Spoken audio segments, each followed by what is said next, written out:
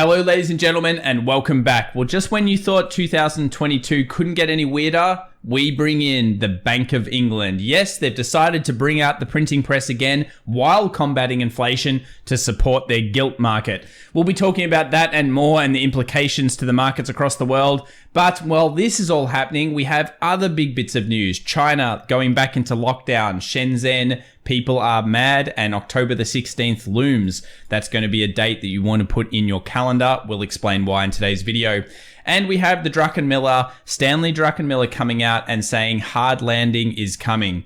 And if it didn't get any weirder, you now have a market that's going up. In a time of bad news, why would it be going up? Well, it may be creating a bit of a squeeze, and we've got the key levels to be taking a look at today from a technical perspective. Let's get into it, guys. This will be a big one.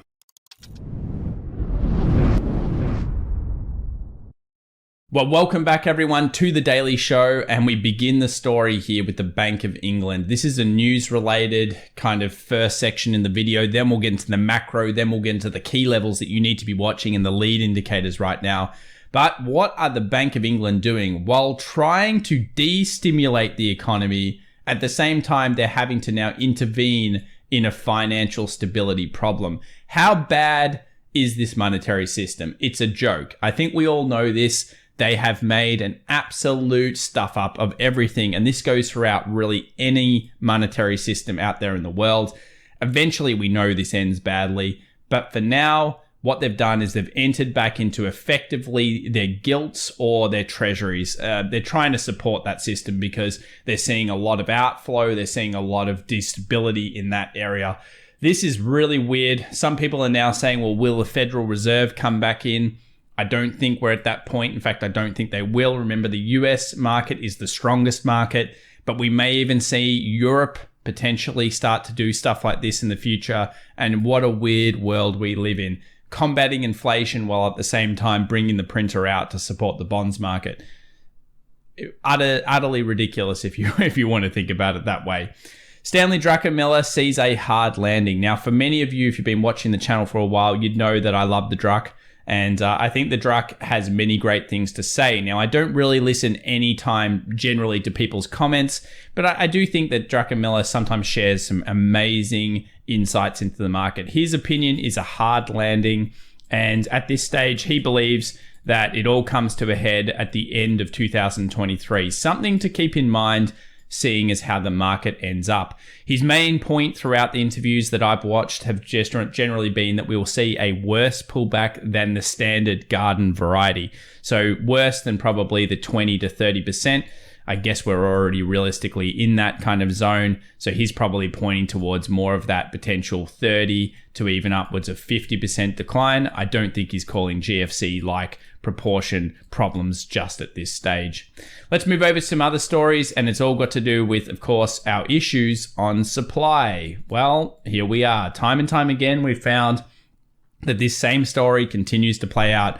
China has locked down Shenzhen. They're locking down some key cities ahead of course, the Golden Week holidays. I feel really bad for them, but it all comes ahead of the big one. Put it in your diaries, guys. October 16th, it's the Communist Party Congress, and this is going to be a pivotal point for markets around the world. You have to know what they're doing. Remember, China controls a lot of the supply chain for the rest of the world. If they continue these lockdowns, what happens? Inflation gets worse. It's bad. So if we kill the supply chain, we get more bullwhip effect, bad things happen. It's not something we want. And obviously, we'll have to pay a lot of attention to October the 16th. Put it in.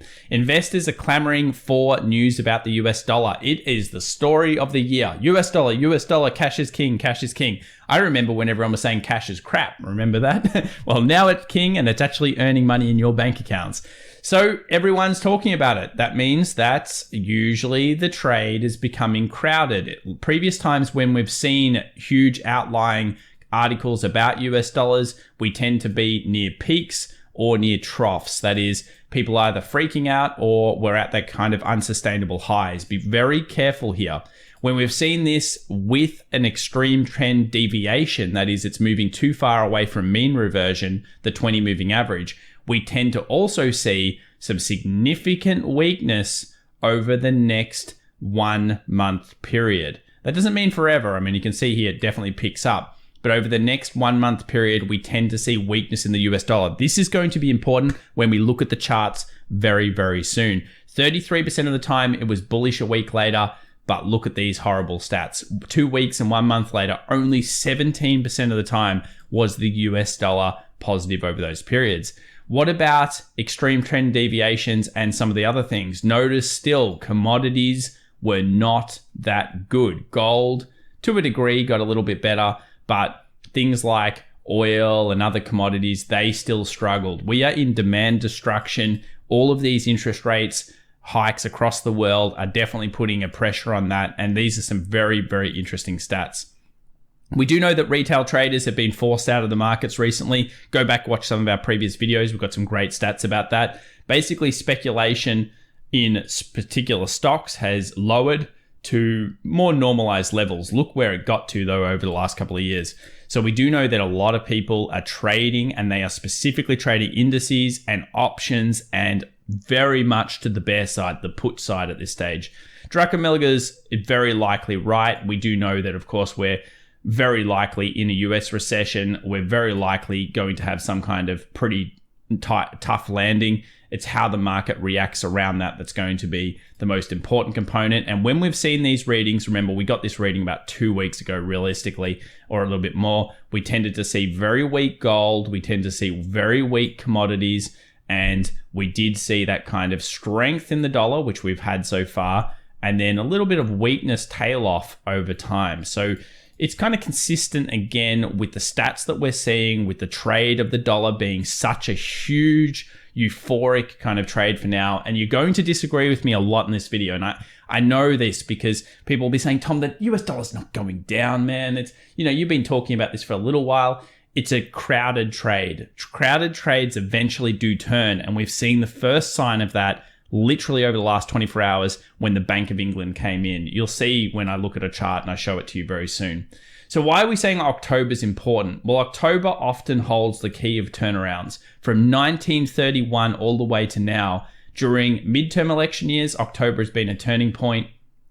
And during other years, we've generally seen turning points down in these lows. And this is super important. The middle of October has held often that kind of low point for other years. Will it be the same? If you want to pause the video here, you can look at over 200 years of bearish data. And let's move into the charts right now. Why do we think there's a potential bounce here, even though it may be a dead cat bounce? That is a false move followed by further shorting later on. Well, the first one is we're at an extreme level. Of course, here are S&P 500 stocks above their 200-day moving average. It went down to a very low level. That has historically been an interesting point of buyers, but not necessarily the lowest point. Watch the video from the last day if you're interested in how we analyze that component. Another thing is we hit VIX 35. We've done it. It's just under 35, but this is the line I've had on the chart forever, which couples up with that previous one. When we tend to hit VIX 35, we enter into a fear period. And that basically means that it's an area or zone where the market is most likely going to at least maybe find a little bit of buying demand because too many people are fearful. So it's coming back down. That doesn't mean we go to 20, but it certainly may mean that VIX kind of sits around in this middling area. And ideally in the future, we see the VIX get a really heavy spike of fear on it, capitulation, and we get into that 40 plus reading, which shows that we could be near the bottom. The VIX can help us to identify fear, and that's how we can use it. US 2 years dropped, pretty significant, big drop off there. Bank of England comes in, a whole bunch of weird stuff happens in the markets, and then all of a sudden we get this drop off in yields. Now, I would probably expect yields to recover a little bit, but this is a fairly decent little turnaround. You can see here the demand base was taken out. That's significant. Now pullbacks may be met by sellers, and this is all building through to a story. We see the bonds technically picking up a little bit. I will tell you though that even though the bonds picked up, the overall health underneath, my indicator for bonds made new lows. So what that's telling me is that whatever this, if that keeps happening, and I'll keep updating you guys, whatever this recovery is in this market right now, probably is going to be false. And that's the bonds telling us, not my personal opinion, it's the bonds. So yes, we've got high yields looking like they went up, but they didn't really in proportion that much. And we've got corporate grades also looking like they went up. Still massive amounts of sickness underneath this market. And of course, they're already well on new lows while the stock market is hovering around, just kind of spiking the new low and pushing a whole bunch of people into the wrong types of positions. We talked about TLT, the long duration treasury bonds coming in. Now, again, we've seen incredible negativity around these bonds. Funnily, how technical analysis will hit a level and then all of a sudden, we see a 3.35% gain in TLT. It was probably one of the best investments over the last day, or best trades. So it smashed into this demand zone. Everyone was telling everybody how bad it is, and then all of a sudden it bounces. I'd love to see structural formation here.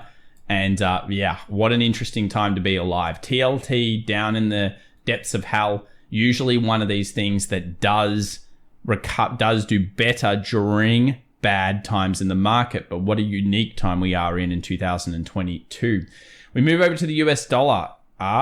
Here's a big one. It broke through our key little bit of demand. Now, this is just the first step, but I would be guessing at this point, well, better than guessing, but thinking about it as critically, yes, we've seen the first signs of weakness for the dollar index really for quite some time. In fact, the last time we saw weakness like this was during this period over here. So that was back in the start of September. We haven't seen weakness for quite some time. So yeah, the market is showing us that maybe the US dollar is weakening. This was a fairly significant breakthrough of that previous demand area. And you would think the buyers are maybe shown up with some selling. So be careful in this range. If you're still trying to buy US dollar, which I totally understand from some aspects, I think the short time frame guys will be getting involved in these areas, and I'll bring you more over the next 24 hours on this. But this certainly is a critical zone as the market pulls back. Big change over the last 24 hours. Gold, of course, has also recovered. It's broken through our first little level of supply here. That's pretty good. Again, it's a little bit bullish. It works well with that idea that the US dollar could be weakening. First up, we'd need gold to come down. Next up, we'd want gold to find a bid, which some people will try to day trade. And where's the next zone for it? 1670, 675, 1675 kind of zone.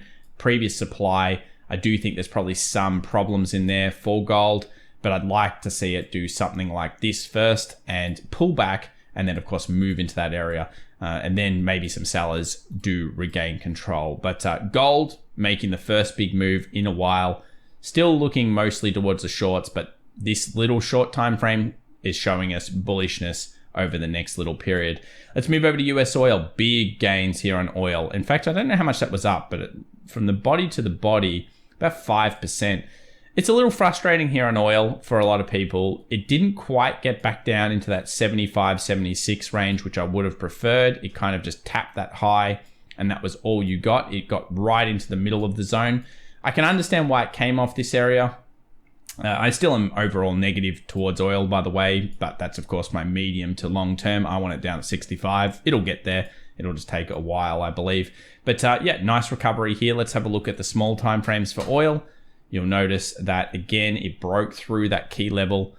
This over here was our supply zone, and it's moving up. I would expect oil to probably weaken a little bit, maybe pulled back down into somewhere in this zone, similar to the rest of the markets, and then rally. And you're going to hear me say this a lot throughout these charts. They've all shown their hand. Will they do, the right thing? Let's find out. Tesla, it's in the middle of the zone, guys. You're still holding the demand. The market itself is going bullish at the moment. Tesla's holding pretty well.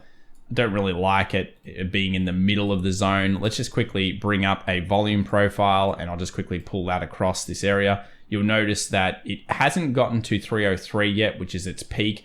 I think 303 may hold the best key. So if you are bullish on Tesla, be a bit careful around 303. Be careful around this top end range. That seems to be where it's gravitating to during the bullish moves so far. Apple dropped through after the market. That was the story. That weakness in demand on the iPhones came through, and then we saw a nice rally through the session. And it came back up and closed above. I guess for now, it's technically bullish. It will have stopped a lot of people out here. That's a decent close. We do say close is the key. It's a significant close. It has volume behind it. It's not like there wasn't any volume buying there. They were there. The sneaky Wall Street composite man people were purchasing, and you can tell that these were the two biggest trades volume days. This was a big one, and they pushed it back up. They were like, not just yet, guys, not just yet. Semiconductors showing a similar thing, swiping the bottoms, finding the 200, bouncing up. Small time frames look okay there. XLK technology, again, swipe the bottom, bullish. At the 11th hour, it turns bullish. Very sneaky. XLY versus XLP. This is a pretty decent kind of consumer discretionary or risk versus staples. We saw that the market is still prepared to take risk over staples for the time being. Very interesting stuff in terms of the combo here. But I want to talk about the Bank of England more the FTSE and the European markets. Take a look at this chart. Now, to a lot of you, you'll be screaming at me saying, look at the Wyckoff, look at the Wyckoff. Yeah, you could be correct. This is a very, very dodgy chart. And I almost think like central banks look at things and they say, oh, we're at critical, we better quickly support it. I feel like if the FTSE had gotten through this zone, it could have gotten really smoked and smashed down to 6,400. Now, because they've got problems potentially in their pension funds as well, that's going to put another 6-7% pain on the markets. It's amazing how fragile some of these markets truly are post the pandemic and post everything that's happened. So that is a absolutely horrific area. And if this demand is broken, it's going to be a helter-skelter for the rest of the world as well. This is not just the UK. A lot of markets look like this. Look at that demand. If that is broken, bad things could happen. The DAX recovered through the session. Of course, the Nord Stream stuff is in a lot of people's mind. A few people commenting on that yesterday. Look, you can't cover every bit of news. If I focused on Nord Stream, you'd all be freaked out. But the thing is that markets often, they'll have the bit of news, then they'll go the opposite direction for now because of the way the street places their orders. Do remember, they push a bad narrative. The narrative is negative. It makes sense to you. Then all of a sudden it reverses. They don't have stop losses like many traders out there. So the market can squeeze and then all of a sudden it turns around based on probably the news that was there. But first, they've got to get liquidity. You've got to start thinking about these markets as they're placing millions and millions of orders and millions and billions of dollars. They need the liquidity. So how do they get that? They get people to sell. They obviously buy it and then they squeeze them out, gaining the liquidity at the top. You've got to start thinking about markets this way. If you're interested in finding out more about it, check out our advanced scalping masterclass. I'm running that one over at fxevolution.com. It's a pretty good banger course. So I think you guys would very much enjoy that if you're interested in these kinds of concepts. So the market here is raising up. It looks like it's trying to come back up, maybe test this previous level. Let's have a look here at the big one though. Let's look at the US 100 and the SP 500. First up, we took the lows. And for anyone in the private community, you would know that we discussed this area heavily in the previous session. Well, in fact, the S&P 500. The market has now taken out the level of supply that was up here. So we saw it reject once, reject twice, and now it's taken it. I do expect the market to pull back. Ideally, buyers will recommit themselves somewhere in this block here around that 11.2 to 11.3. It would be very nice to see buyers recommit themselves here. And a lot of you will be like, no, it's going to go down. Yeah, I wouldn't be surprised if they try a squeeze here and they push this market up through a horrendous amount of negativity in the markets. Let's take Exhibit A, the S&P 500. Here's the SPX, the daily close. All of a sudden, it comes back and it actually takes the highs. It's very interesting. It took the highs here on the daily after pushing a low, no doubt triggering tons of stop losses, liquidity, and on top of that, shorts that would have kept coming in. I have said it for a little while. Look, the problem with this area is that it is a major zone. And we have gaps that are still left unfilled above. We also have most likely some decent liquidity sitting around this 38 kind of 60 to 38.80 zone and also the 37.60 zone. Both of these levels may hold the key to where the shorters really are to pressure that market down. Do not be surprised at all to see squeezes coming into this market. Let's take a look at the SP 500, and you'll notice I've got two alerts here just at some levels I'm interested in. We took the supply. Guys, look at this. Bang, bang, bang. Key zone, 37.20, bang. And it goes through during the session. And all of a sudden, now we expect pullbacks. Let's just quickly look at the exhibit, though, of what happened over the last 24 hours. So we mentioned this area here, very important, 3660 to 3666. We ended up taking that zone, pulled back, created a whole bunch of structure formation in here, and then just rocketed up. Decent trading in there, though I do think the market will come down and test one of these two areas over the next 24 hours. Again, it's technical analysis potential. It's possible. You have to, practice your own concepts. It's just my opinions. But these are kind of the key levels that you've seen the market touch many, many times throughout this zone. And if it's taken the level of supply, unless this is just a false break to absolutely destroy the markets, I do believe some buyers will try to commit themselves in here. We'll find out whether they can do so and then push that new high. It would make sense. It makes sense to the options chain. Let's have a look at the options chain. Let's go to the 30th here. We've still got a very high max pain, 389. We're nowhere near that.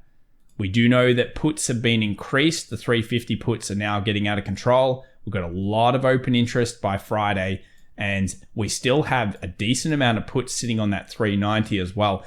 I don't know if we get that high, but it does make sense. If I was a market maker and I had this kind of book, let's just say I would probably like to squeeze the market and take a bit of coin. Will they do it? Time will tell. Negativity is there in the news.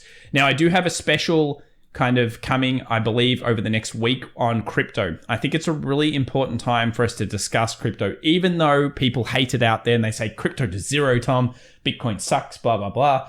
I don't hate crypto. I'm probably like the OG gangster that didn't hold. I of course made the old Bitcoins back when they were worth like $5 on the old computers when you could get a Bitcoin a day. But I do think that it's here to stay, and I do think it has a place in this horrendous, and I repeat, this horrendous monetary policy system that we live in. It's ridiculous. It is ridiculous. It's going to explode one day. It's going to be bad. So when we think about crypto, we have to go back over history. Now, I made a tweet about this. Remember, markets historically have gone back certain percentages. If you take just this last percentage, from top to bottom, it was around 84, 83%. Now, both of the previous crashes have been 83% and 86%. So just keep this in the back of your mind. It's only step one to a thing I want to talk about when we do crypto. At the moment, if we saw an 83% crash from top to bottom, it would take us to around 11,500. So 11,500 is a very critical zone. If we go all the way to 86, that would take us to around 9,500. This zone will be pivotal to the potential outcomes for Bitcoin in the future. And if we believe the market goes lower at some point, which, I mean, seriously, markets look pretty gross, even though they're probably going to go long for a little period here. Yeah, I mean, this is a very, very distinct possibility. You have to be ready. You have to have your systems, your processes in place, what you're going to do during the time. Because when they tap these areas, you're going to have to make decisions. Are you ready to make those decisions? Think about these concepts. If you haven't already, come and follow us over at FX Evolution on Twitter. Join our Discord. Join our private Discord if you're interested. Links in the description down below. And in terms of economic data, the big one coming out is Core PCE Price Index, 8:30 a.m. Friday, September 30th. Whew, I'm excited right now in the markets, guys. There's a lot of action going on, and it's really interesting, and it's kind of scary in some ways just because this whole system is so buggered and so ridiculous. But if you're interested in finding out more about how it all works, how we break it down on the daily, subscribe, smash the like button, and we'll see you in the next one. Bye for now.